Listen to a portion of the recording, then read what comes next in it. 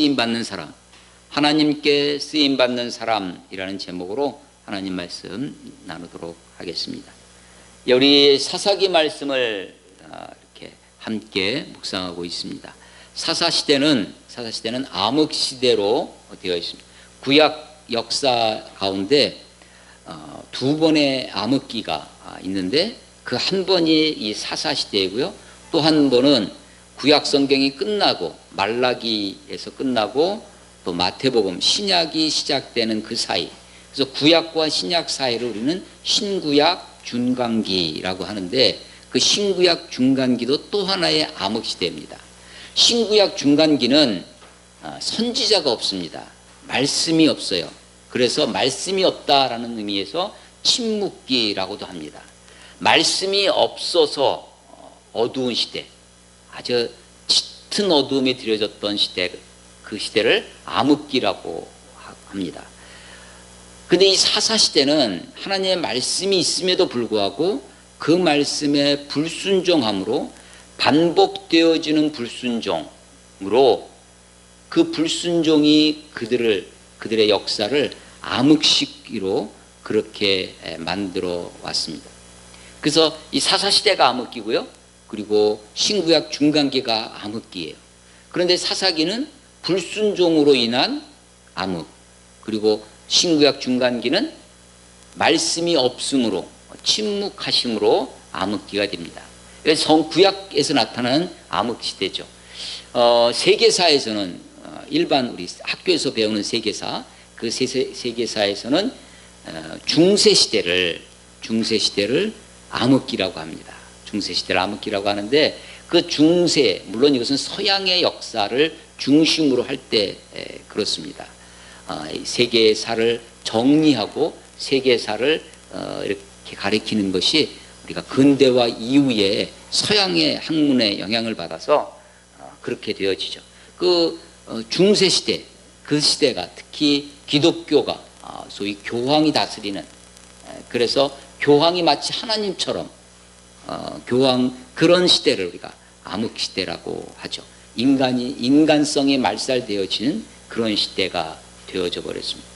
구약에서 이 사사시대 암흑기는 지난주도 한번 말씀드렸지만 여기에 몇 년 동안 어떤 민족에게, 다른 이방 민족에게 압제를 당하고 다시 몇 년 동안 평안하고 몇 년 동안 압제를 당하고 몇 년 동안 평안하고, 이 숫자를 그냥 단순하게 더하면 400년 정도 됩니다. 그런데 이것을 학자들이 좀 더 연구해 보니까 이 사사는 왕처럼 전 국토를, 가나안 땅 전체를 통솔하고 통치한 것이 아니라 국지적인 부분 다스렸고, 또 사사들이 서로 겹치기도 하고, 그래서 그런 것들을 좀 더 면밀하게 좀 더 살펴보니까 약 230년에서 250년 정도의 기간입니다. 이 기간 동안에 12명의 사사가 성경에 등장합니다. 12명의 사사는 6명의 대사사, 스토리가 있는, 이야기거리가 있는 좀 긴 성경의 분량을 가지고 있는 6명의 대사사, 또 6명의 소사사, 그냥 한 줄 이렇게 나와 있는 사사들이 있어요. 12명, 이스라엘 12지파를 우리가 연상하게 되죠. 그 이야기가 있는 대사사라고 하는 것 중에 제일 많은 이야기, 아주 긴 이야기를 가지고 있는 사사가 2명이 있는데요. 하나가 오늘 말씀을 나눈 기드온이고, 또 하나가 삼손 이야기입니다. 삼손과 데릴라, 영화도 많이 나와 있고 서양 사람들이 많이 알고 있는 기드온의 300용사로 우리가 많이 알고 있습니다. 옛날에는 이 성경도 참 귀했어요. 요즘은 성경이 넘쳐납니다. 아마 교회 생활 오래 하신 분들은 집에 여러 권의 성경이 있을 텐데, 옛날에는 우리가 가난하던 시절에 성경 한 권 가지기가 어려웠습니다. 그래서 성경을 나누어 주는 그런 운동, 성경을 보급하는 운동이 기독교 안에 많이 있었는데, 성경 보급에 아주 혁혁한 공로를 세운 단체가 있어요. 이게 기드온 협회라는 것이 있었습니다. 그 기드온 협회에서 무료로 성경을 많이 나눠주고, 대학가에서도 성대에서도 기드온 협회 연락하고 해가지고 그분들 오셔서 주로 장로님들이 오시는데 장로님들이 성경책을 많이 갖고 오세요. 거기에 주로 영한 대조판, 벌써 영어가 옆에 있잖아요. 그러니까 얼마나 그 영한 대조판 성경을 무료로 막 나눠주죠. 처음에는 80년대 초말에도 다 받아갔어요. 거의 많은 학생들이 받아가고 했는데 90년대 넘어가니까 앞에서 받고 뒤에서 버립니다. 성경을 쓰레기통에 그냥 던져버리는 거예요. 그럼 또 가가지고 또 주워오고 막 그랬던 기억이 있습니다. 그때 기도원 협회가 이런 일을 하는구나. 기도원 그랬습니다. 나중에 이제 성경을 이번에 여러분들 같이 또 읽어보시고 기도원이 어떤 사람인지, 또 기도원의 300용사는 어떤 의미가 있는지 여러분들도 직접 자기의 눈으로 다음 주까지 제가 한 번 더 설교를 하려고 하는데 기도원에 대해서 마음에 그렇게 담아두실 수 있는 귀한 시간 될 수 있었으면 좋겠습니다. 기도원 시대에도 역시 죄악의 사이클이 반복되어집니다. 6명의 대사사 이야기의 스토리는 다 그렇습니다. 평안한 시대가 있어요. 전쟁을 모르는 세대. 우리 지난주에 말씀을 전쟁을 모르니까 평안해요. 하나님을 잊어버립니다. 그 평안 속에 왕 없는 사회, 왕 없는 시대라고 했는데 전부 다 자기가 왕 돼서 하나님의 말씀, 하나님은 온데간데 없고 내 생각, 내 소견에 오른 대로 각자 자기 소견에 오른 대로 하던 시대가 사사시대입니다. 특별히 자기 눈에 보니까 이 가나안의 풍요, 가나안의 이 농경사회의 풍요를 가져다주는 신이 바알이고 아세라예요. 그래서 바알을 섬기고 아세라를 섬기고 온갖 우상들을 섬기는 시대가 되어집니다. 그래서 하나님을 잊어버리고 우상을 섬기는 그들에게 하나님이 진노하세요. 하나님의 진노의 채찍이 어떻게 나타나느냐 하면 이방 민족을 보내는 것입니다. 그래서 그 주변에 혹은 가나안에 아직 정복되지 않은, 가나안에 완전히 여호수아의 정복이 완전한 정복이 아니었습니다. 미완성의 정복이었어요. 그래서 그 가나안에 남아있던 그 가나안 족속들 혹은 주변에 있던 그런 이민족들이 이 이스라엘을 공격해 오는 것입니다. 압제를 당해요. 오늘도 여기 보시면 6장 1절에 보면 7년 동안 이스라엘 자손이 또 여호와의 목전에 악을 행하여, 이 또라는 글자를 계속해서 반복하고 있다 그러죠. 또 여호와의 목전에 악을 행하여, 또 여호와의 목전에 악을 행하여, 다시 여호와의 목전에 악을 행하여. 이 죄악의 반복이 사사기에 있다고 했는데 죄악의 사이클이죠. 그래서 이 7년 동안 1절에 보면 7년 동안 미디안의 손에 넘겨줍니다. 하나님이 손에 파셨다, 넘겨줬다 라고 표현이 됩니다. 이방 민족에게 압제를 당해요. 7년 동안 압제를 당하는데 횟수로는 7년, 어디는 더 긴 적도 있어요. 근데 횟수는 짧지만 이 미디안이 사실은 7년도 짧은 건 아니죠. 7년도 굉장히 긴 세월인데 7년 동안의 압제를 얼마나 심하게 받았냐면 이스라엘 백성들이 자기 집에서 못 사는 거예요. 자꾸만 쳐들어오니까. 그래서 전부 다 산으로 갑니다. 6장 2절에 보면 미디안의 손이 이스라엘을 이긴지라 이스라엘 자손이 미디안으로 말미암아 산에서 웅덩이를 파고 굴 속에 들어갑니다. 굴이나 산성을 자기들을 위하여 산으로 도망갑니다. 피신하는 거죠. 우리 구한말 시대 또 일제 시대 사람들이 소작인에서 지주들의 착취, 일제의 착취에 토지 조사를 하고 토지를 강탈다. 농사를 지을 게 없어요. 그러니까 산으로 들어가서 화전민이 됩니다. 산으로 해서 화전이나 일구어 그 거친 그 아주 척박한 산에 올라가서 논을 만들려니까 얼마나 힘들어요. 논이 안 되니까 벼농사가 안 되니까 밭농사 겨우겨우 해가지고 그야말로 목에 풀칠할 정도만 그렇게 살아가는 사람들이 있었어요. 바로 그런 거죠. 그 미디안의 압제 속에 산으로 들어갑니다. 어떤 것을 추수할 때가 되면 3절에 보면 이스라엘이 파종할 때면 미디안과 아말렉과 동방사람들이 치고 올라와서 4절 진을 치고 가사에 이르도록 토지 소산을 멸하여 이스라엘 가운데 먹을 것을 남겨두지 아니하며 양이나 소나 나귀도 남기지 아니하고 다 그것을 빼앗아 갑니다. 수탈해가죠. 몇 달 전에 군산에 우리 몇몇 독소 토론하는 우리 분들과 함께 군산의 문학기행이라고 해서 간 적이 있어요. 거기 군산에 그 쌀을 수탈해 가는 그 쌀을 쌓아놓던 탑이 있어요. 우리 조선 사람들도 먹고도 부족한 것을 일본이 그것을 다 빼앗아 가는 거죠. 그게 군산항을 통해서 되어집니다. 거기에서 옛날에는 도로를 닦습니다. 일본 사람들의 기술로 도로를 닦는 거죠. 그래서 새로 길을 만든다 그래서 옛날에는 이 도로를 뭐라고 했냐면 저희 어렸을 때는 신장로라고 이름 붙였어요. 신장로. 거기 신장로가 생겼다 하면 새로운 길이 생긴 거예요.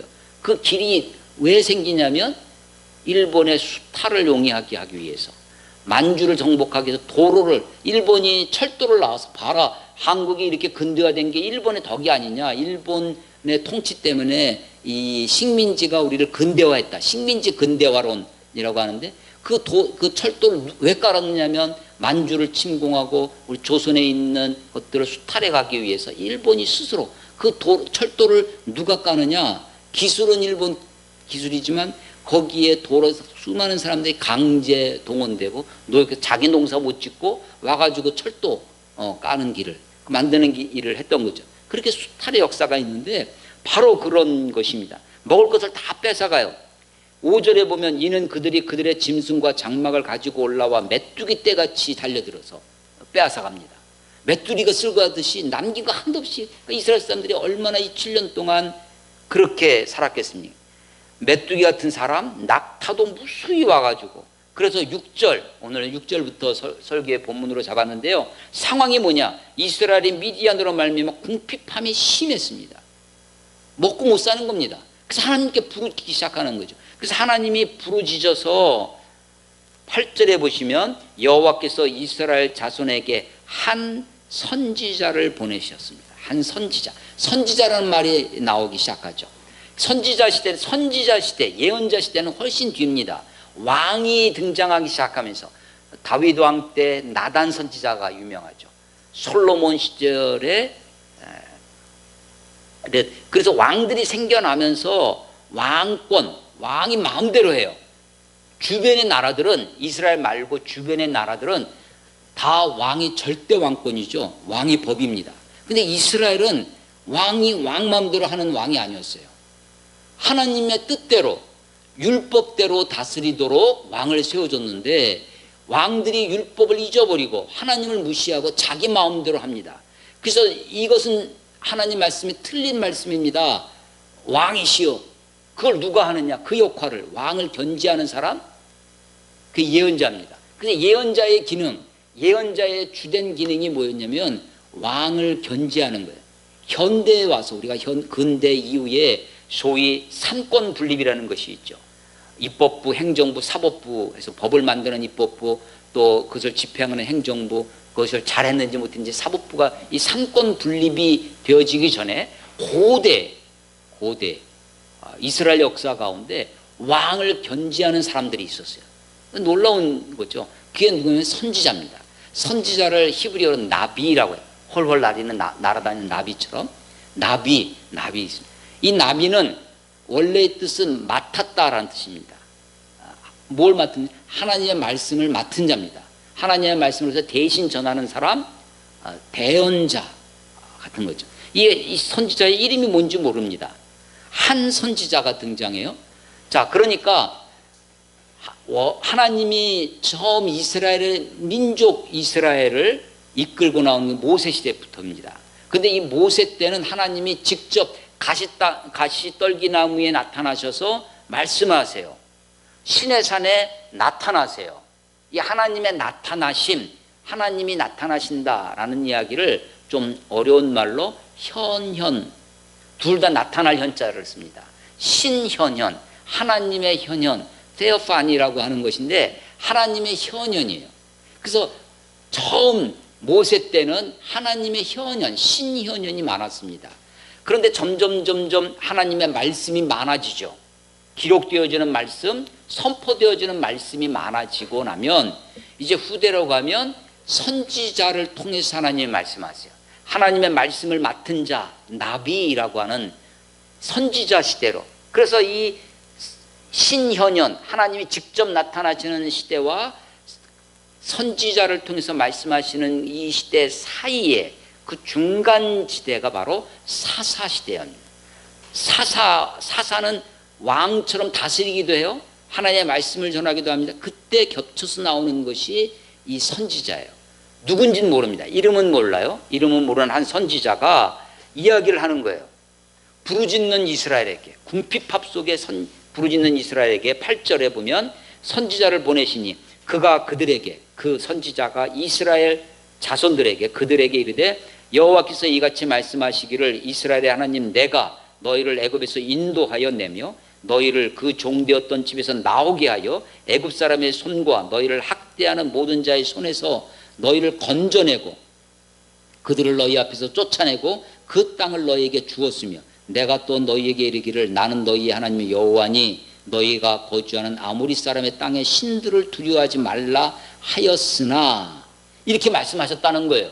하나님이 너희를 인도하고 건져내고 쫓아내고 그 땅을 차지하도록 했다. 그리고 너희들이 그 땅의 신들을 두려워하지 말고 다 내쫓아라. 이렇게 말씀하셨습니다. 하셨으나 너희가 내 목소리를 듣지 아니하였느니라 하셨다 하느니라. 그러니까 이 선지자는 뒷말 이렇게 말씀하셨는데 평가가 있죠. 너희가 그 말씀을 내 목소리를 듣지 아니했다. 그래서 선지자들의 예언, 그걸 예언자라고도 우리가 많이 하는데 선지자, 예언자 우리는 같이 쓰는 거예요. 예언자 하면 예언한다고 하면 우리가 먼 미래를 얘기할 것 같아요. 물론 먼 미래를 미리 이야기하는 그 미리 말씀하시는 것도 있습니다. 그러나 그것은 부분이 작은 부분이에요. 작고 그 미래에 대한 이야기는 작고 오히려 뭐가 주 메시지, 선지자들의 주 메시지는 우리들이 살고 있는 현재 우리들의 모습을 진단하는 것입니다. 오늘의 모습을 진단하고 과거의 말씀을 과거 우리가 어떻게 살아왔는지를 해석합니다. 우리가 어떻게 살아왔는지를 해석하고 오늘을 진단하는 일, 이게 예언자들의 주된 기능이었어요. 그러니까 예언자들은 미래를 말하는 것은 작은 부분이고 주된 부분이 과거 우리가 살아온 삶을 해석하고 오늘의 우리의 삶을 진단하는 것. 그래서 지금 선지자가 등장하는데 선지자의 주 메시지가 하나님이 너희들을 인도하고 내가 너희를 애굽에서 인도하고 쫓아내고 그리고 너희를 이 땅을 차지하도록 주었다. 그리고 이 땅에 있는 신들을 다 내쫓고 진멸하고 근데 그 말씀을 너희가 듣지 아니했다. 듣지 아니했다. 그 목소리를 듣지 아니하였느니라 라고 하는 이 평가, 이게 선지자들의 주된 기능이죠. 저들이 부르짖었어요. 6절 7절에 그들이 궁핍함이 심한지라 여호와께 부르짖었다. 부르짖음 가운데 하나님이 보내주신 것 선지자입니다. 자, 그러니까 그 이전에 신현현 직접 나타나셔서 말씀하셨던 그 신현현의 시대에서 하나님이 선지자를 통해서 말씀하시는 그 시대로 넘어가고 있는 것이 이 사사시대입니다. 아직 선지자 시대가 본격적으로 도래하진 않았지만 그 한 선지자가 등장. 그런데 11절 보시면 여호와의 사자가, 이건 어떤 거예요? 여호와의 사자라는 것은 사자가 라이언 하는 그 사자가 아니라 천사, 하나님이 부르시는 사람, 사자예요. 부릴 사자를 쓰는 것입니다.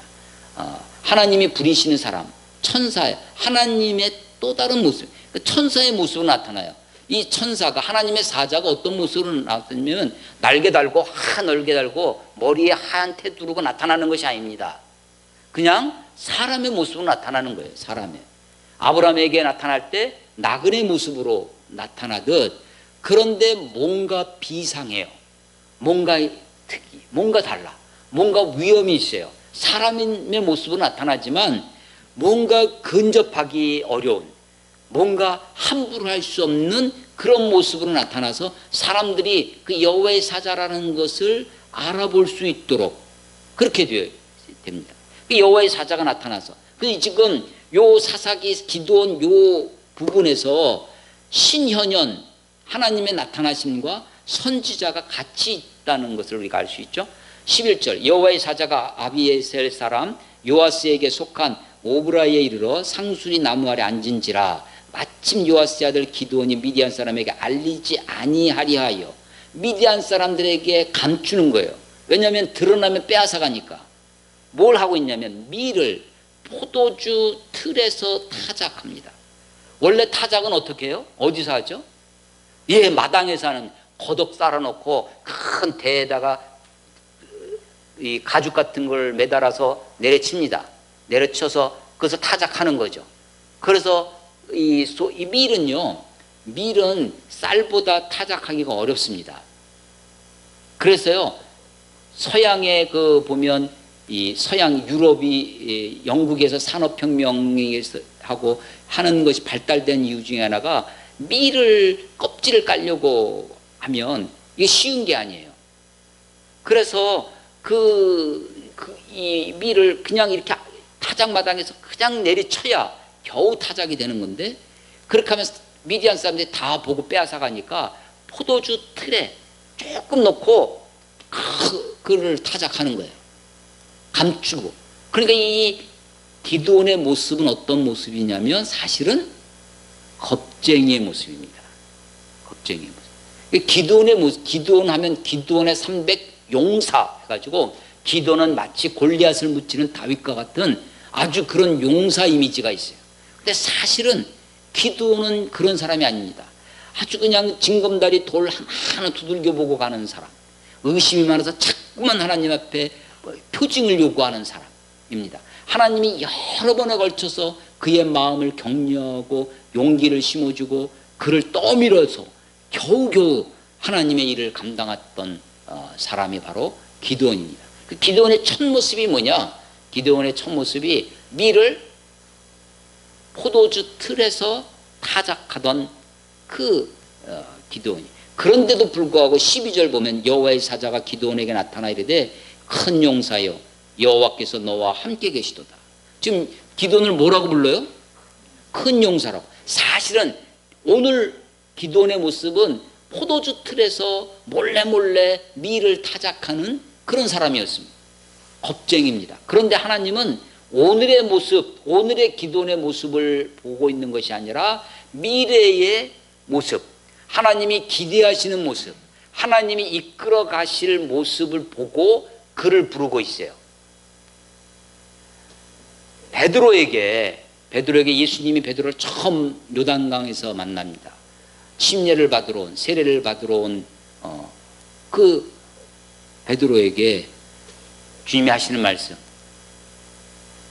베드로를 보자마자 내가 장차 게바라 하리라, 반석이라 하는 것이죠. 게바는 곧 반석이라. 아니 베드로는 사실은 어떻게 보면 가볍습니다. 어떻게 보면 촐랑됩니다. 하면 행동이 빠른 사람이에요.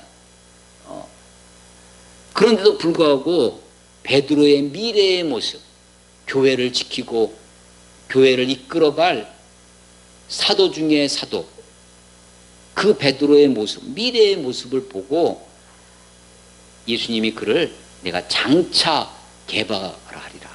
그래서 우리의 장차를 보시는 분, 우리의 미래를 보시는 분, 그분이 우리 하나님이십니다. 그래서 현재의 모습 때문에 혹은 우리의 과거의 모습 때문에 하나님이 그것 때문에 우리를 어떻게 하시는 것이 아니라 우리에게 기대하시는 모습, 우리가 이렇게 되었으면 좋겠다 하시는 모습으로 우리를 받으세요. 우리를 항상 주님은 우리들을 당신의 자녀로, 하나님 우리들에게 하나님의 영원한 유업을, 상속을 받을 그런 아들로, 너는 내 아들이라, 너는 내 딸이라 하나님의 자녀로 우리를 부르시고 품으시는 하나님이십니다. 기드온을요, 큰 용사여 여호와께서 너와 함께 계시도다 라고 그렇게 이야기합니다. 그랬더니 13절에 기드온이 그에게 대답하되 오 나의 주여. 이때 이 주여는 하나님을 향한 주님인 것이 아니라 그냥 일반적인, 우리 영어식으로 하면 Sir 이런 겁니다. 선생님 이 정도입니다. 오 나의 주여. 뭔가 비상해 보이는, 뭔가 비범해 보이는 이 여호와의 사자를 향해서 오 나의 주여 여호와께서 우리와 함께 계시면, 하나님 우리와 함께 하신다면 어찌하여 이 모든 일이 우리에게 일어났나이까? 어째 이런 미디안 이런 사람들에게 우리가 압제를 당해서 그냥 산으로 올라가고 웅덩이를 파서 살고 굴에 살고 산성을, 그리고 먹는 것도 맨날 빼앗기고 그러고 우리가 사냐고 하소연을 하고 있는 것입니다. 하나님께 원망을 하는 거죠. 어찌하여 어째. 또 우리 조상들이 일찍이 우리에게 이르기를 여호와께서 우리를 애굽에서 올라오게 하신 것이 아니냐 한 그 모든 이적이 어디 있나이까. 아니 홍해를 가르셨다고요? 그게 진짜 있었어요? 아니 광야의 소리를 만나로 먹이셨다고요? 여리고성을 무너뜨렸다고요? 그 이야기를 들어요. 이스라엘 백성들이. 그런 기적이 어디 있냐고 지금 따지고 있는 것입니다. 그러면서 지금은 이제 여호와께서 우리를 버리사 미디안의 손에 우리를 넘겨주셨나이다. 이제는 우리를 버리신 것이 아니냐고. 이게 기도원의 이야기예요. 하나님께 대하여 이렇게 원망과 불평으로 하고 있습니다. 그런데 14절 여호와께서 그를 향하여 이르시되 너는 가서 이 너의 힘으로 이스라엘을 미디안의 손에서 구원하라. 내가 너를 보낸 것이 아니냐. 내가 너를 보냈으니까 나를 믿고 내가 너와 함께 하니까 나를 믿고 너의 힘으로 내 힘으로 너의 힘으로. 지금 기도원의 힘은 위를 포도주 틀에서 타작할 정도의 힘밖에 없는 그 기도원의 너의 힘으로 하라는 것이죠. 내가 너를 보낸 것이 아니냐. 나를 믿고 가라는 거예요. 그랬더니 15절 그러나 기도원이 그에게 대답하되 오 주여 내가 무엇으로 이스라엘을 구원하리까. 하나님이 내 힘으로 너의 힘으로 하라고 했는데 도대체 무엇으로 하느냐는 거죠. 보소서 나의 집은 므낫세 지파 중에서도 그 지파 중에서 약하고 나는 내 아버지 집에서 가장 작은 자니이다. 어쩌면 이것은 사실일런지 몰라요. 이스라엘 지파 중에 작은 지파 므낫세 지파 그 중에서도 작은 자 자기 자신 사실일런지 몰라요. 이거 굉장히 겸손하게 다가옵니다. 이게 처음에 사실을 사실로 받아들이는 것이 겸손이죠. 되지도 않고 인간인 주제에 사람인 주제에 자기가 하나님인 양 하나님인 척하는 것이 교만이죠. 그런데 이것이 기도원의 처음 모습입니다. 나중에 기도원이 어떤 모습으로 바뀌어가는지 기도원을 잘 살펴보시기 바랍니다. 이 기도원이 이렇게 이야기를 했던 거예요. 우리 집은 므낫세 지파 중에서도 극히 약하고 나는 우리 집에서도 지극히 작은 자니이다. 그러면서 하는 얘기가 17절에 대답하되 만일 내가 주께 은혜를 얻어 싸우면 나와 말씀하시는 이 지금 나타나셔서 하나님의 사자 뭔가 비상해 보이는 뭔가 비범해 보이는 사람이에요. 사람의 모습으로 오셨어요. 그렇지만 뭔가 남다른 사람 같지 않은 사람. 당신이 나와 말씀하시는 당신이 주님이라는 것을 하나님이 이 주는 로드 하나님이 그 말씀하시는 이가 주 되시는 표징을 내게 보여달라고 그렇게 얘기합니다. 표징을 구하는 것 이게 아주 기도원의 트레이드 마크입니다. 기도원의 아주 특징 중에 하나가 여기서만 그러는 것이 아니라 나중에 가서 하나님 당신이 여기서 지금 말씀하시는 당신이 주님이시라시는 것을 보여달라는 거죠. 나중에 가면 하나님 보여주셨어요. 첫 번째 표징을 보여주셨어요. 나중에 그걸 나를 통해 진짜 하나님 나 같은 것을 통해서 나를 통해서 하시려면 또 표징을 요구합니다. 날마다 이슬이 내리는데 내가 양털을 준비해 놓겠습니다. 이슬이 양털에만 내리고 주변에는 내리지 않게 해주십시오. 하나님이 오케이 해서 그렇게 했어요. 근데 한 번 더 합니다. 그 다음날 이번에는 주변에만 이슬이 내리고 양털은 마르게 해주십시오. 이 표징을 요구해요. 그래서 당신이 말씀하시는 당신이 주님이시라는 거 하나님이시라는 것을 보여주시고 하나님이 나를 다른 사람이 아니라 나를 통해서 이 일을 하실 거라면 그것도 표징을 그래서 표징을 요구하는 그래서요 많은 그리스도인들이 이 기도원 흉내를 냅니다. 그 뭔가 결정할 일이 있으면 저 여자가 정말 하나님이 내게 붙여주신 짝인지 아닌지 하나님 표징을 보여주십시오. 하나님 내가 신학교 가는 것이 하나님 뜻인지 아닌지 표징을 보여주십시오. 하나님 내가 이 사업을 계약을 해야 되는지 말아야 되는지 표징을 보여주달라고 하는 요구들을 합니다. 그런 기도를 해요. 그러면서 그때 근거로 세우는 게 누구냐면 기도원입니다. 여러분 표징을 구하는 신앙이 좋은 신앙일까요? 아닐까요? 여러분 이 표징을 물론 하나님이 지금 표징을 지금 기도원의 표징을 요구하는 것을 다 들어주셔요. 하나님이 정말 넉넉하신 하나님이십니다. 하나님이 정말 마음이 넓으신 그런 할아버지 같은, 그래서 다 받아줘요. 그 기도원이 이런 하는 것을 다 받아주고 계세요. 하나님이 받아주신다고 해서 표징을 구하는 신앙이 다 바람직한 신앙만은 아니라는 것을 아셔야 돼요. 여러분, 제가 여러분들에게 드리는 말씀 중에 간혹 자주 드리는 말씀 중에 하나가 성경에 있다고 다 성경적인 것은 아니다. 봐라, 기도원이 하지 않았느냐? 그 우리도 합니다. 그래서 우리는 이 스스로 자기 착각이 있어요. 내가 꼭 마치, 물론 성경을 마치 나에게 하시는 말씀처럼 우리가 성경을 읽어야 할 때가 많이 있어요. 그렇지만 우리가 망상 중에 과대 망상이 있어요. 그리고 피해 망상이 있어요. 이 어떤 정신적인 질환을 앓고 있는 사람들이 가지는 망상은 주로 피해 망상이 많습니다. 피해 망상도 굉장히 괴롭고 힘듭니다. 그런데 과대 망상도 상당수 있습니다. 특히 기독교인 중에 믿음 좋다, 교회생활 열심히 하고 막 신자 믿습니다 하는 사람들 중에 과대 망상이 많이 있어요. 그래서 과대 망상의 특징 중에 하나가 하나님이 내게 말씀하셨다는 거예요. 하나님이 내게 말씀하셔서 내가 일을 한다는 거예요. 무슨 일을 하면서 하나님이 지난번에 내가 기도할 때 내게 이렇게 응답하셨어요. 하나님 내게 말씀하셨어요. 하고서는 막 일을 합니다. 나중에 보면 그 일 하나도 안 돼요. 하나님이 말씀하셨다면 그 일이 안 될 리가 없을 것입니다. 하나님이 말씀하셨다면 그 말씀이 말씀대로 이루어져야 하나님이시죠. 근데 하나님이 말씀하셨다고, 하나님이 내게 이렇게 하셨다고 하는데도 그렇게 안 되는 것을 무수히 봅니다. 왜냐하면 대부분 많은 사람들이 자기 착각, 자기 망상에 있어요. 과대 망상에 있습니다. 성경을 이해하는 것, 성경을 읽고 해석하는 것이 아주 중요하죠. 그 다음에 있는 것이 뭐냐면 적용입니다. 적용. 그런데 우리가 한국교회가 이 적용을 너무 강조해요. 지나치게 강조하고 적용의 중심에 자기 자신을 그냥 대입합니다. 그래서 일반화의 오리를 특별한 경우에 특정한 사실에 특정한 시대 특정한 목적을 위해서 하신 일을 우리 그것을 일반화의 오리를 보는, 그것을 일반적으로 적용합니다. 그리고 특별히 그것을 나에게 적용해요. 내가 주인공이 돼요. 내가 왕이 되고 내가 다 하는 거예요.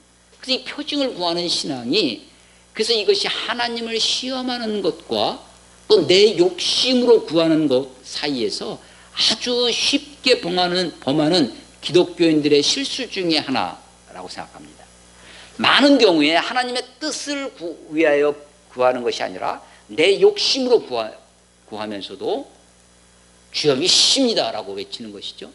그리고 그 표징을 자기가 설정을 합니다.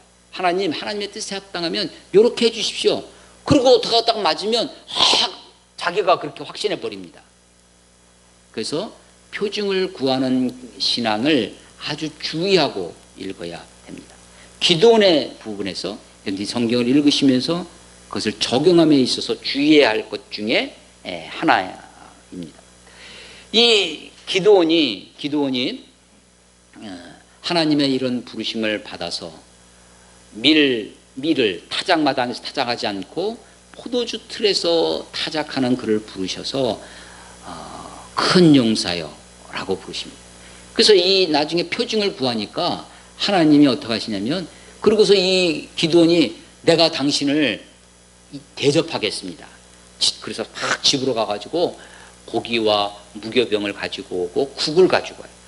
19절에 보면 무교병을 만들고 고기를 소쿠리에 담고 국을 양푼에 담아 가지고 옵니다. 이 모습, 무교병이 있고요, 고기가 있고 국이 있어요. 국이. 이거는 레위기나 신명기나 어디에도 없는 제사법입니다.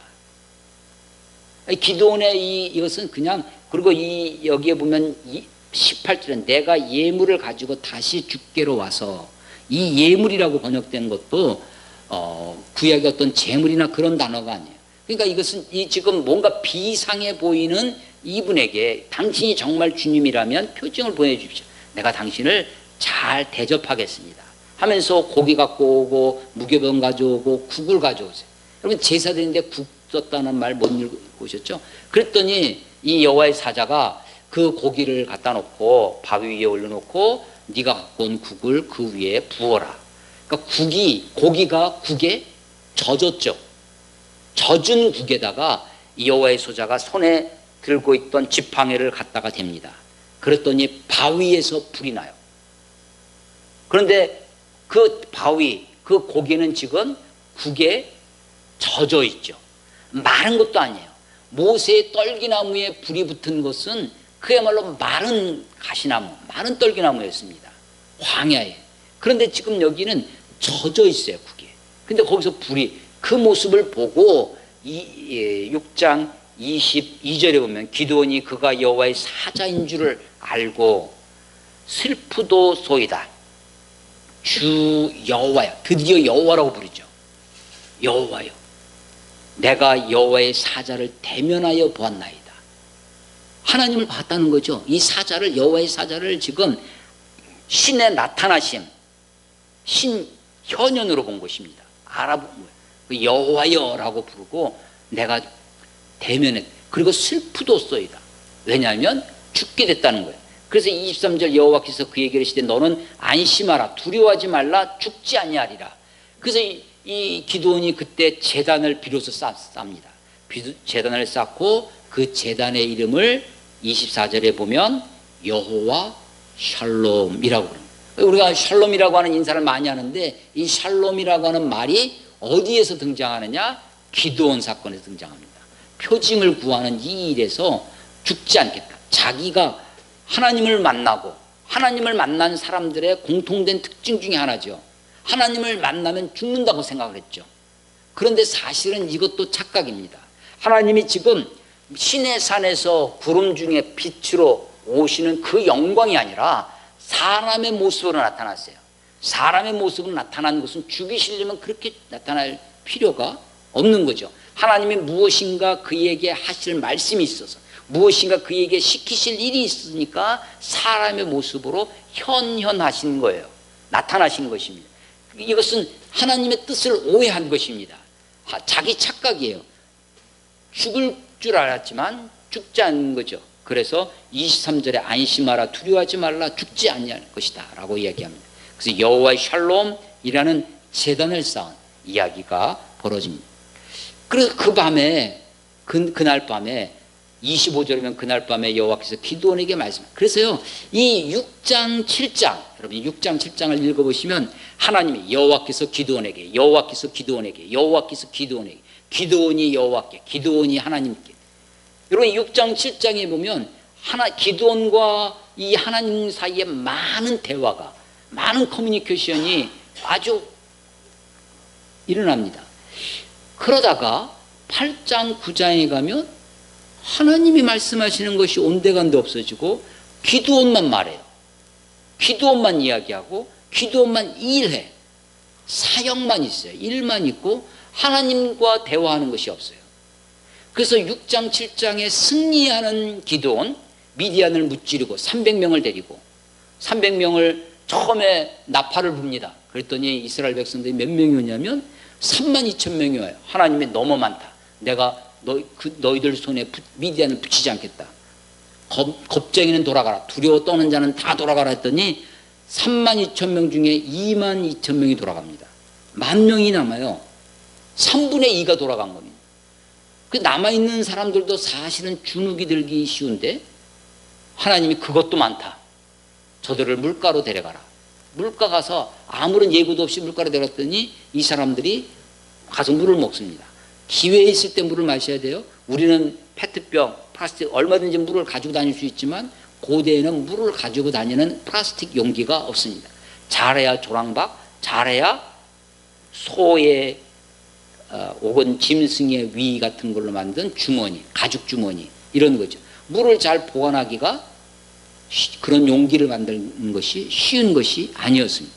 물을 많이 휴대할 수가 없어요. 그러니까 물가에 가니까 사람들이 다 물을 막는데 많은 사람들이 개처럼 엎드려서 핥아먹는 거예요. 머리 쳐박고만 물을 먹는 거예요. 그런데 그 중에 물을 떠서 먹는 사람, 그 사람들이 있었다는 거예요. 그 사람들이 300명이었는데 하나님이 300명만 남겨두고 다 돌아가라. 그 300명 가지고 그 300명을 가지고 기드온이 얼마나 두려워요. 그러니까 내가 오늘 밤 너에게 용기를 주겠다. 적진에 들어가서 적진을 정탐하고 와라. 얼마나 두려운 일이에요. 혼자서. 네가 두렵냐? 그럼 너 부하 한 명 데리고 와라. 부하의 이름이 부라예요. 발음을 잘해야 된다. 리을 받침 넣으면 안 돼요. 이 부하를 데리고 가가지고 밤에 가서 적진 속에 들어갔더니 적들이 텐트 속에서 장막에서 진영 속에서 자기들끼리 하는 얘기예요. 야, 내가 어젯밤에 꿈을 꿨는데 어떤 큰 떡덩어리가 막 굴러 들어와가지고 우리를 막 망가뜨리고 우리가 진멸하더라. 우리 장막을 막 쓰러뜨리고 막 하더라. 근데 그 옆에 있는 사람이 야, 그 떡이 바로 기드온이야. 기드온이 이렇게 해서 하는 거야. 그 사람들이 얘기하는 걸 기드온이 들어요. 그래서 마음의 용기가 생깁니다. 그 사람들이 그렇게 얘기하는 데는 배경이 하나 있었습니다. 하나님이 기드온에게 그 여호와의 샬롬이라고 하는 제단을 쌓은 그 밤에 너 가서 나한테 이제 제대로 제단을 쌓아라.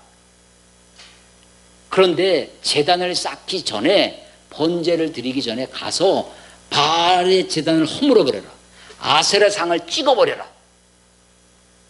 지금 미디안 사람들이 버젓이 살아있는데 너무나 두려운 거예요.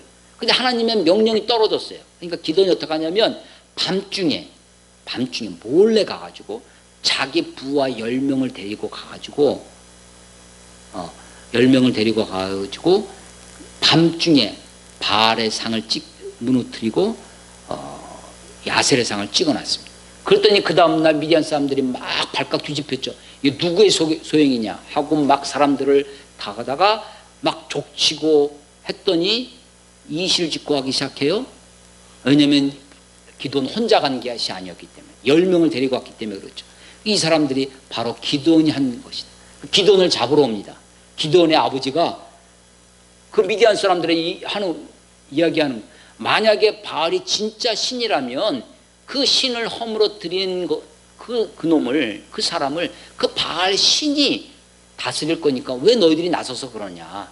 바알 신이 가만히 생각해보니까 바알이 진짜 신이라면 그럴 것 같잖아요. 그래서 기드온이 죽지 않고 살았습니다. 그래서 그때 기드온의 별명이 생겨요. 여룻바알이라고 하는 별명이 그때 생긴 것입니다. 이 여룻바알이라고 불리는 기드온의 역사가 전개되어지죠. 기드온이요 나중에 300명을 데리고 가서 양동작전이라는 것을 합니다. 300명이 항아리 300개, 횃불 300개, 나팔 300개 다 각자 하나씩 있는 거예요. 그리고 횃불을 항아리 속에 감춥니다. 우리처럼 라이터가 있어서 필요할 때 불을 켜는 것이 아니라 고대는 불을 켜는 게 어렵잖아요. 그래서 불을 가지고 가야 돼요. 불을.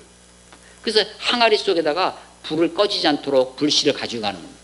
그리고 나팔을 밤 이경에 아주 어두운 시대에 그것도 보초가 교대하는 이게요 언제가 제일 취약하냐면 보초 교대하는 아주 피곤하거든요. 서로 어수선하고 야 나 들어간다 너 수고해라 하면서 그때 그 보초들이 파수꾼이 교대하는 그 시간에 기드온이 300명을 100명씩 세 부대로 나누고 항아리를 깨트리고 불씨를 살립니다. 그래서 항아리 안에서 불이 불씨가 있는 것을 갑자기 항아리를 깨트려서 산소가 확 공급되니까 횃불이 확 살아나죠. 횃불은요 어떻게 가지고 다니는 거냐면 수십 명이 있으면 그 중에 앞에 서는 사람 한 사람은 횃불을 들는 거예요. 그러니까 횃불 하나당 몇 명을 봐야 돼요? 수십 명을 보는 겁니다. 나팔 누가 부는 거냐면 수십 명 그 중에 나팔 한 명 부는 거예요. 그러니까 나팔 소리가 300개가 들리는 거예요. 여기저기서 나팔 소리 횃불이 보니까 막 있는 거예요. 그러니까 이 미디안 사람들이 보기에 이거는 수만 명인 거예요. 실제로는 300명인. 자기들은 어두워. 그냥 막 자기 속에서 옆에서 그때 제가 휴전선에서 철책선 소대장할 때 움직이면 쏜다. 뭐든지 철책 앞에서 휴전선 앞에서요. 철책 너머에 움직이는 건 쏘는 거예요. 적이건 아군이건 상관없이 동물이건 상관없이 진흙같이 움직이면서 쏘는 거죠. 그러니까 이 미디안 사람들이 막 횃불 300개, 나팔 300개가 막 불이 막 움직이고 막 요란하니까 겁이 덜컥 나는 거죠. 마치 6.25 전쟁 때 중공군이 무기도 제대로 없었다고 그래요. 굶주린 이 중공군들이 뭐 고지로 올라올 때 어떻게 올라오냐면 꽹과리 치면서 올라옵니다. 그 우리 군인들 그 전사 읽어보면 그때 그 공포감, 적이 아직도 오지도 않았어요. 그런데 이미 마음이 죽어 있는 거죠. 근데 중공군의 무기 중에 아주 탁월한 무기가 하나 있었는데 박격포입니다. 박격포. 조그만 박격포 메고 다녀요. 그런데 그것도 무거우니까 박격포 포다리라는 것이 있어요. 그 포판, 땅으로 꺼지지 않도록 밑에 포판 덩어리가 있고, 그래서 거기 위에다가 포신을 넣는 포다리가 있어요. 이게 조립이 됩니다. 이걸 다 버리고 포신만 갖고 오는 거예요. 포신만 들고 와서 사람이 대충 이렇게 방향 잡고 위에다가 포탄만 넣으면 이거는 다른 게 필요 없어. 포탄이 떨어지는 힘으로 퉁 나가는 거예요. 그래서 떨어져서 박격포, 중공군의 박격포, 중공군의 이 꽹과리 소리. 그냥 갑자기 막 포가 떨어집니다. 큰 아주 대포는 아니에요. 보병들이 들고 다니는 거니까 수류탄보다 조금 더 큰 위력입니다. 근데 자꾸만 저기서 떨어지죠. 이 양동작전이라고 합니다. 공포심. 이게요, 이미 무너지는 거죠. 미디안이라서 자멸합니다. 자기들끼리 막 움직이는 건 다 죽이는 거예요. 거기서 막 죽어요. 그러면서 막 도망을 치는 거예요. 그런데 내가 막 도망치는데 옆에서 또 도망치는, 나를 추격해오는 것 같아요. 그러니까 돌아서서 또 싸우죠. 자기들끼리 막 죽이는 거예요. 미디안 전쟁이 그렇게 해서 300명이 초반전에 승리를 이끕니다. 그리고 추격전을 벌여요. 2차 추격은 혼자 300명 가지고 추격할 수 없으니까 그제서 또 나팔을 불어서 사람들을, 이스라엘 백성들을 소집을 해서 추격을 하는 이야기가 이제 다음 주에 나눈 이야기입니다. 자, 기드온이 어떤 사람이었느냐? 겁쟁이였습니다. 사실은 6명의 대사사, 이야기가 있는 대사사, 좀 번듯한 사람은 온니엘, 지난주에 말씀드렸던 갈렙이 누구예요? 역전의 용사입니다. 이 갈렙의 아우그나스의 아들 온니엘, 뼈대 있는 집안이다. 온니엘만 제대로 소개합니다. 멋지게 소개해요. 나머지 그 다음에 있는 것이 에웃이에요. 왼손잡이 에웃. 왼손잡이 에웃이라는 말은 오른손을 못 쓰는 장애인이라는 뜻이라고 그랬죠. 그래서 고대에는 이것을 굉장한 장애로 여겼고 굉장히 흠으로 여겼던 겁니다.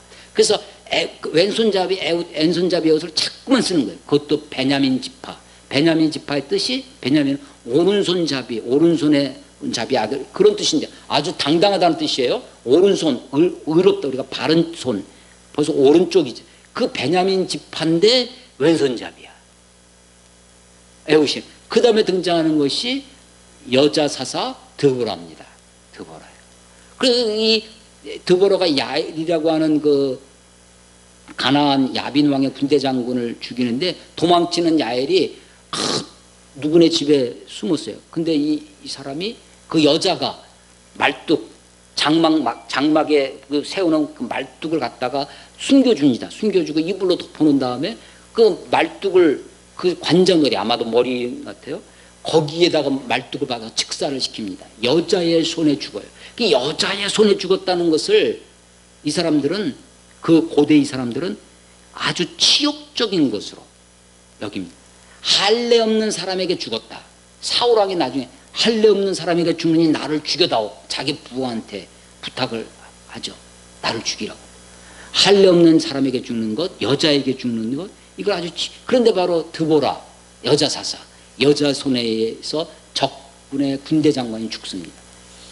그런 것. 그리고 이 기드온 겁장입니다. 나중에 입다는 기생의 아들이에요. 홍길동처럼 서자의 아들로 태어나가지고 자기도 자기 집에서 맨날 왕따를 당합니다. 그래서 도망쳐가지고 성경에 잡류라고 등장합니다. 잡류가 우리시라면 아마 조폭, 불량배들 거느리는 대장이 됐어요. 입다에 의해서 입다가 사사로 등극합니다. 쓰임을 받는 거예요. 나중에 삼손, 어떤 사람입니다. 물론 아주 힘센 삼손, 그렇지만 삼손은요, 한 번도 하나님 마지막 자기가 죽을 때 죽인 블레셋 사람들, 그것만 빼고는요, 나머지는요, 다 어떤 거냐면 자기 욕심을 위해서 힘을 씁니다. 여자를 쟁취하기 위해서 힘을 쓰고 도망치기 위해서 힘을 쓰고 하나님이 주신 특별한 은사인 그것을 하나님을 위해서 민족을 위해 쓰지 않고 자기 욕심을 위하여 자기 욕정을 위해서 쓴 사람 삼손입니다. 그래서 이 사사들은 다 어떤 사람들이냐? 흠결이 있어요. 다 부족해요. 다 연약한 사람입니다. 오늘 설교 제목이 하나님께 쓰임받는 사람입니다. 고린도전서 1장 27절로 29절에 보면 그러나 하나님께서 세상에 미련한 것들을 택하사 지혜 있는 자들을 부끄럽게 하려 하시고 세상에 약한 것들을 택하사 강한 것들을 부끄럽게 하려 하시며 하나님께서 세상에 천한 것들과 멸시받는 것들과 없는 것들을 택하사 있는 것들을 폐하려 하시나니 이는 아무 육체도 하나님 앞에서 자랑하지 못하게 하려 하시며 하나님 앞에 자랑할 것이 없어요. 하나님이 천하고 약하고 없는 자들을 들어서 세상에 지혜롭고 부한 자들을 부끄럽게 하신다는 것입니다. 삼갈이라고 하는 선지자가 있어요. 한 줄 나오는 선지자입니다. 소선지자죠. 그런데 그 소선지자는요, 소모는 막대기로 블레셋 사람 600명을 죽입니다. 그리고 그가 사사가 돼요. 그런데 그 한 줄에 나와 있는 삼갈은 뭐라고 되냐? 삼갈도 사사가 되었더라. 도가 들어있어요. 도. 이게 무슨 뜻이냐? 삼갈 같은 사람도 소몰고 다니는 그런 아주 천한 사람이라는 것을 강조하는 거예요. 그런데도 그가 사사가 되었다는 겁니다. 하나님은요, 세상에 천한 것들, 미련한 것들을 들어서 쓰시는 하나님입니다. 그래서 하나님 앞에 누구도 자고하지 않도록, 누구도 교만하지 않도록 하나님이 쓰시는 사람입니다. 페이스북에도 제가 간단하게 글을 하나 썼는데 어제 어떤 청년이랑 이렇게 전화 통화를 했는데 전화 통화를 끝내고 나는데 갑자기 제 마음에 외롭다는 생각이, 외로움이 밀려오는 거예요. 가만히 생각하니까 나만 외로운 게 아니라 그 청년도 외로운 것 같아요. 외로움이 느껴지더라고요. 가만히 생각하니까 외로운 사람이 많아요. 나만 외로운 것이 아니라 우리 사모도 외롭고 우리 권사님도 교회 생활하시고 외롭고 집사님도 찬양인도 하는 우리 이집사님도 외로워 보이고 다 외로워 보입니다. 세상 사람들이 다 외롭습니다. 외로운 사람들이 그 외로움을 타개하기 위해서 그것을 헤쳐나가기 위해서 추구하는 게 있는데 그것이 재미입니다. 재미를 추구해요. 그 재미를 우리만 그런 것이 아니라 세계 사람들이 재미를 추구합니다. 그래서 오징어 게임에 심취한다고 생각됩니다. 오징어 게임의 그 주인공격인 오일남이라고 하는 그 할아버지가 등장하는데 그 오일남의 대사 중에 돈이 많은 사람과 돈이 없는 가난한 사람의 공통점이 있다는 거예요. 재미가 없다는 겁니다. 그래서 그 많은 돈을 가지고 그 게임을 벌이는 것이 456억을 상금을 걸고 수많은 사람들이 그것을 구경해요. 참관자들이 있죠.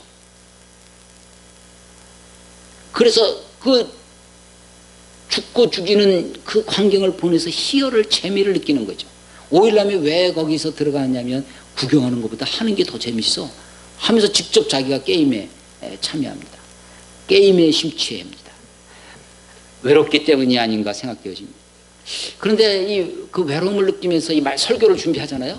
토요일 저녁에 더 깊이 말씀을 생각할 때 아니 그러면 하나님이 쓰시는 사람, 이 오늘 설교의 제목인데 하나님이 쓰시는 사람은 어땠나?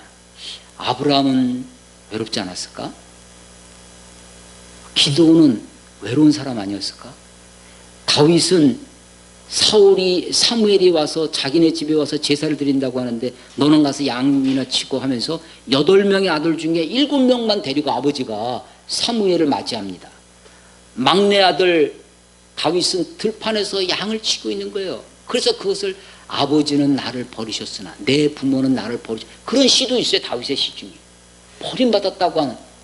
어쩌면 여호와는 나의 목자시니 어쩌면 아무 누구도 기댈 데가 없으니까 하나님께만 기댄다고 하는 외로움의 표현이 아니었을까라고 하는 것입니다. 하나님이 쓰시는 사람의 특징, 기도원을 왜 쓰셨을까? 아니 삼손을 왜 쓰셨을까? 온니엘을 왜 쓰셨을까? 그 이유는 잘 모르겠어요. 사실은 이런 겁쟁이를 하나님께 자꾸만 표징을 보여달라고 이야기하는 이 기도원을 하나님 왜 쓰셨는지 사실은 잘 모르겠습니다. 나 같은 것을 왜 부르셨는지, 왜 하나님이 아브라함을 부르셨는지, 왜 다윗을 부르셨는지, 왜 모세인지, 왜 다니엘인지, 왜 느헤미야인지. 아니 다니엘도 가만히 생각하니까요, 다니엘처럼 외로운 사람이 없었을 것입니다. 느헤미야처럼 외로운 사람이 없었을 거예요. 근데 하나님이, 그래서 하나님의 사람의 공통점, 하나님이 쓰시는 사람의 공통점 중에 하나가 어쩌면 외로움일 수 있겠구나. 근데 그 외로움을 고독으로 자기를 썩히는, 자기를 긁어 부스럼내는 그런 외로움이 아니라 그 외로움 속에서도 하나님께 나아가는 사람을, 하나님을 붙드는 사람을, 하나님께 땡깡 부리듯 표징을 구하는 그 모습 속에서라도 하나님이 그를 놓지 아니하시고 그를 붙드시고 그를 사용하시는 것이 아니냐. 하나님이 쓰시는 사람, 하나님이 기도원에게 나타나서 내가 너를 쓰겠다고 말씀하실 때, 우리고 그런 하나님 나를 사용하소서, 나를 사용하소서 많이 찬송을 부르는데, 하나님의 정작 나에게 어느 날 나타나서 야, 내가 너를 쓸 테니까 너 이 일 좀 하라 라고 하신다면 나는 과연 흔쾌하게 주님 내가 여기 있사오니 나를 쓰시옵소서 라고 할 수 있을까? 하나님께 쓰임받는 사람은 어떤 사람일까? 하나님이 나를 쓰시겠다고 하면 나는 어떻게 해야 될까? 생각하게 됩니다. 저는 그리스도인의 자세 중에 하나가 웨이터라고 말씀을 드리곤 합니다. 웨이트 기다리는 거죠. 하얀 수건 들고 고급 레스토랑에서 기다리는 거예요. 일을 시킬 때까지 그냥 기다리고, 아무 일 안 시키고 손님이 만족해서 돌아가시면 그걸로 내 인생에 아무 일 없이 하나님 나를 부르셔서 내가 가면 그걸로 만족하는 거죠. 내가 막 나서서 막 과대망상하죠. 주여 믿습니다. 내가 교회 건물 크게 짓고 수만 명 집회하고 그런 것이 아니라 그냥 하나님 부르실 때까지 흰 수건 들고 주여 내가 여기 있나이다 라고 웨이터로 살다가 하나님이 부르실 때, 하나님이 쓰시고자 하실 때 내가 믿음으로 반응하고 주님 내가 여기 있습니다, 나를 사용하소서 라고 고백할 수 있는 저와 여러분이 되시기를 주의 이름으로 축원합니다. 기도하겠습니다. 하나님 아버지 은혜를 감사합니다. 하나님이 하나님의 역사를 이루기 위하여 하나님의 사람들을 부르시고 저들을 세우시사 하나님이 사용하시고 하나님의 뜻을 이루어 가시는 것을 보게 됩니다.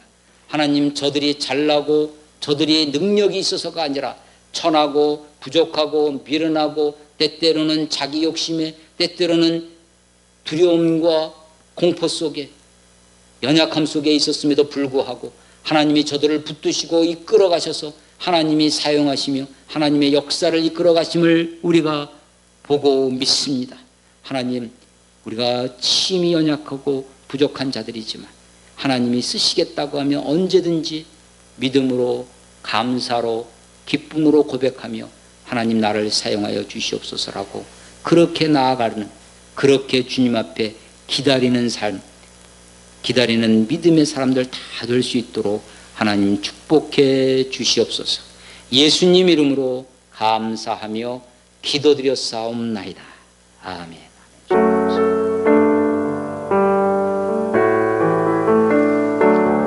주님 말씀하시면